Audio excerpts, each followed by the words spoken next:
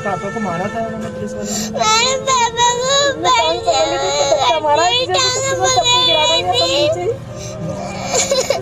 तुम टांग पकड़ रही थी पुलिस वालों को?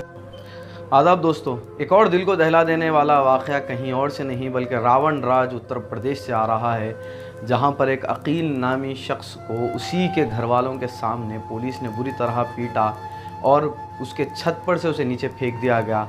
3 दिन तक उसे अस्पताल लेके फिरते रहे, लेकिन बिलाखिर अकील का इंतकाल हो जाता है।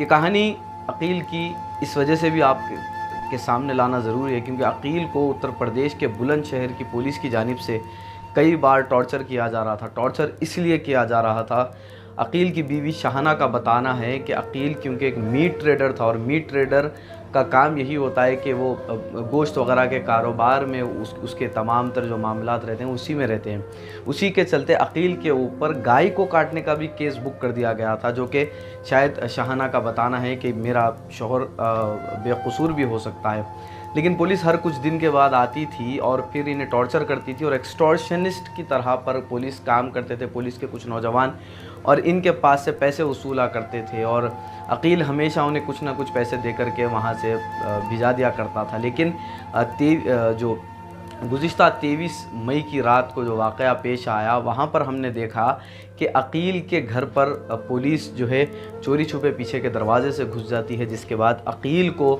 बुरी तरह से छत पर उसकी बीवी और बच्चों के सामने मारा जाता है। उसकी बीवी बच्चे आई विटनेस है इस मसले में। जब बीवी रोकने की कोशिश करती है तो उसकी बीवी शाहना को भी पुलिस वाले यही कहते हैं कि अगर तुम हमारे बीच में आओगी तो हम तुम्हें भी इस छत पर से नीचे फेंक देंगे। अकील की जो बेटियां हैं वो रो रो करके कहानी ये तमाम बयान कर रही है, जो उनका दर्द है वो बयान कर रहे हैं कि किस तरह से उनके वालिद को मारा पीटा गया, किस तरह से उनके सामने, उन छोटे बच्चों के सामने उनके वालिद को ऊपर छत पे से नीचे सर के बल फेंक दिया गया। बताया जाता है कि अकील के दिमाग में बहुत ज़्यादा चोट आई और उनके खोपड़ी जो होती है सर की, वो खोपड़ी बहुत ज़्यादा डैमेज हो गई थी, जिसके बाद 3 दिन अकील को अस्पतालों का चक्कर लगाते रहे, लेकिन अकील अपनी जान नहीं बचा पाया।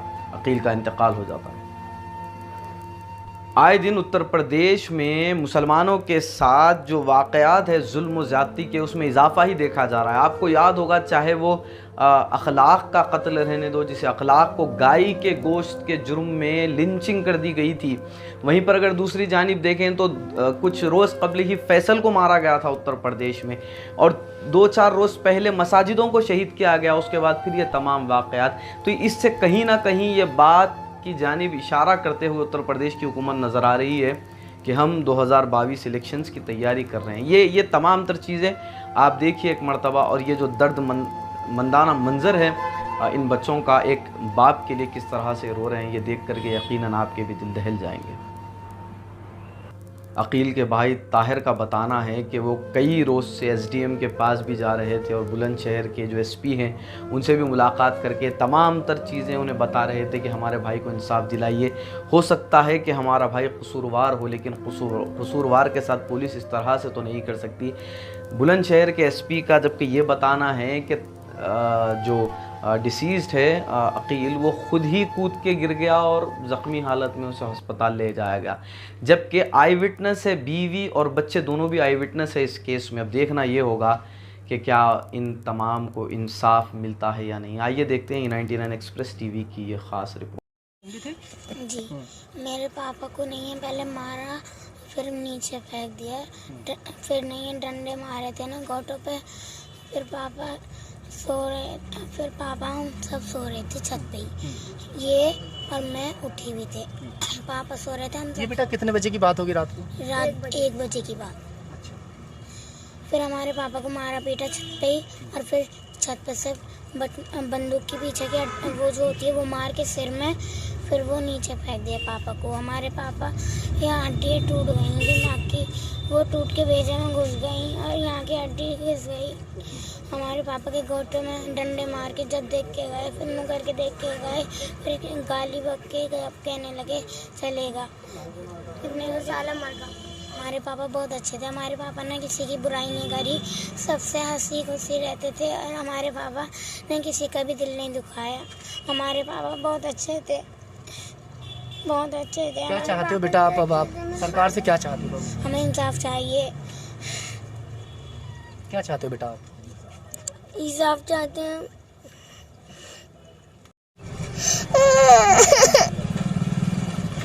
तो बेटा पापा को मारा था उन्होंने पुलिस वालों ने? मेरे पापा को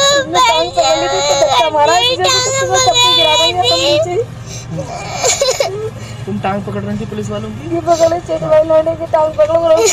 धक्का मार के इसने फौरन को फेंक दिया। फिर क्या हुआ था जब तुम टांग पकड़ रही थी पुलिस वालों की? पापा को मत मारो। जाली मैंने मारा था। ये तो पापा को मत मारना। हाँ।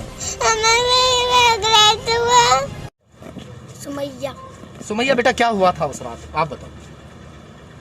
हमारी अम्मी और माँ पापा और हम सब ऊपर सो रहे थे। हमारे पास पुलिस वाले आए थे, हमारे हाँ कुंडी बजाई तो सब जगह से घेर लिया था पापा को। और फिर कहने लगे हमें पैसे दे दो, हमारी मैं मंगवा रही हैं, दिया मंगवा रही हैं। तो हमारे पापा हमारी अम्मी कहने लगी पैसे तो है नहीं, दुकान बंद हो रही है लॉकडाउन की वजह से। तो कहने लगे हम इसे नीचे फेंक देंगे।